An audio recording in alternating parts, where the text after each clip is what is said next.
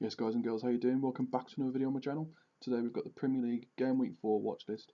So we've got our top 5 teams, and then like the top 5 players, in my opinion, to pick from for that team. So in 5th I've gone for Chelsea. I've put them quite low in the list just because we're not seeing enough of Chelsea this season so far. You know, they struggled against West Brom, lost to Tottenham in the Cup, and what was the other game they played?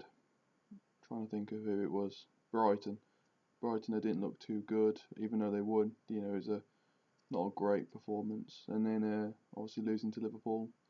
So it's not been a great season so far for Chelsea. But when you're playing Crystal Palace at home, they've got a favourable fixture compared to most teams this week, so they are making the top 5. And these are some of the players that I've picked. I'm always gonna put in Timo Werner if he's going to be the striker. Although that might be changing.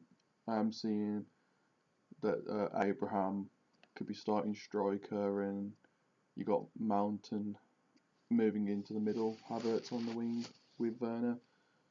But honestly, we don't really know Chelsea's shape and setup yet. It's hard to judge until Pulisic and Ziyech come back into the squad. So for now, I'm just picking Werner, Mount, Havertz because I know that they're probably gonna be guaranteed some game time. I've picked Jorginho. You know, he's the penalty taker if they get a penalty, and trust me, we're seeing a lot more penalties now with VAR. And I just picked Reece James as a defensive option. Well, not a defensive option, an attacking one as well. I guess against West Brom, most creativity came down that right side, crosses into the box from Reece James, and we know he can score a goal from what he did against Brighton. And then obviously you've got the possibility of a clean sheet. I don't think they will keep a clean sheet, but my predictions have been wrong pretty much so far throughout the season. So I've said they'll concede a goal. They'll most likely keep a clean sheet. In 4th, I'm putting them a little bit lower. Wolves. Realistically, they should be top 2. If Wolves have played some really good football this season, but they haven't got off to the best start. They've lost to Man City, beat Sheffield United, and lost embarrassingly to West Ham. So I'm going to keep them in like a low position this week, but I do think they've obviously got a favourable fixture facing Fulham at home. It's better than having like Liverpool away, so they make the list. Obviously, I'm going to pick the attacking trio with Pedence injured and Jota leaving. Their front three at the moment is going to be Jimenez, Traore, Neto. I'm going to pick all 3 of them as goal threats. If Wolves can play anything like Aston Villa did against Fulham, you're going to see surely some point returns from those 3 attackers. And then finally for the other 2, I just picked Semedo and Vinagre. They're both wing backs. They're going to overlap the wingers. They're going to get forward. They like to attack. Yes, you might see assists, and you're most likely going to get a clean sheet. Vinagre, for at least a couple of weeks, is very good value because Marcel is injured. So Vinagre actually went down in price, which makes him even more appealing. So yeah, he's a good option this week. Number 3, I've gone for Leicester. It depends which West Ham turns up, is how difficult this match is going to be, to be honest. You know, Leicester have looked really good this season. They destroyed Manchester City. They destroyed Burnley.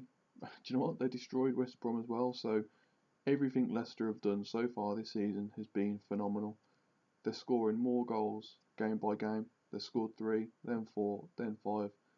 I doubt they score 6 against West Ham, but if they do, I wouldn't be surprised because they have looked that good this season.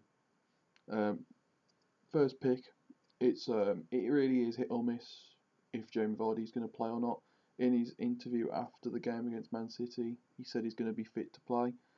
So yeah, I'm gonna just include him in based on that. And then the next two options are just midfielders really.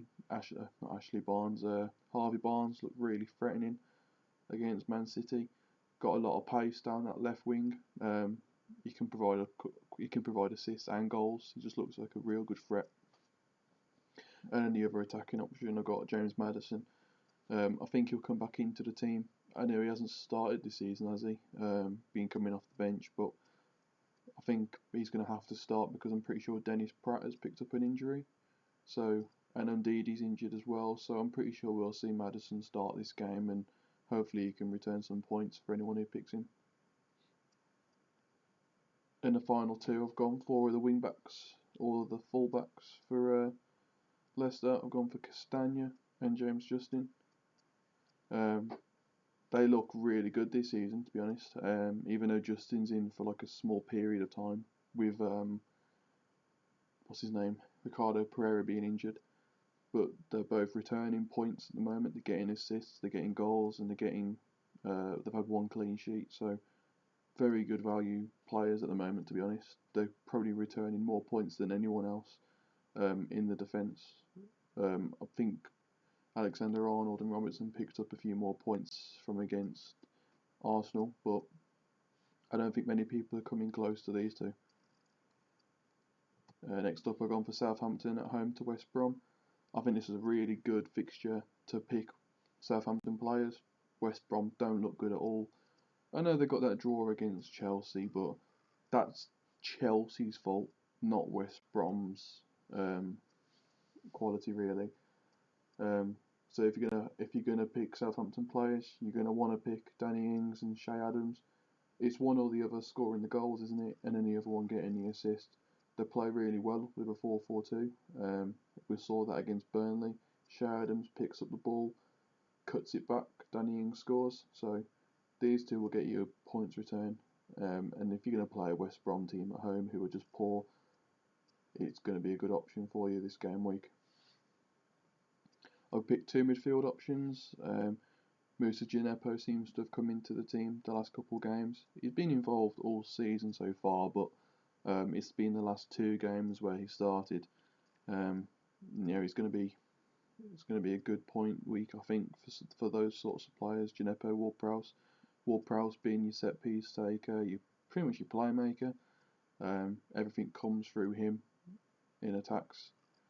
And I've gone for one defensive option, that's Walker-Peters. You might pick up a clean sheet, you might pick up an assist on that right back.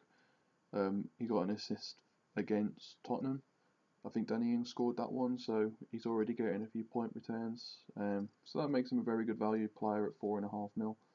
Now you can save money then if you're going for players like him over your 6-7 mil defenders.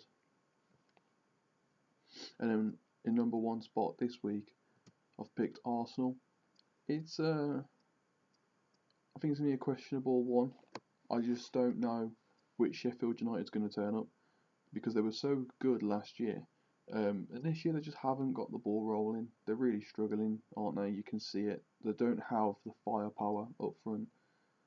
They need to bring some players in like Ryan Brewster. I know they've been linked to Daniel Sturridge. Basically, just anything will do. Anything will help them at the moment because they're so poor. Which is why I've gone for the three big attackers for Arsenal. I've put in Aubameyang, Willian, and Lacazette as this game week options for you guys because they're going to be the ones to score the goals and get assists. I've gone for two defensive options. I've gone for Gabriel. He looks like a threat in the box from corners, scoring a headed goal on his debut.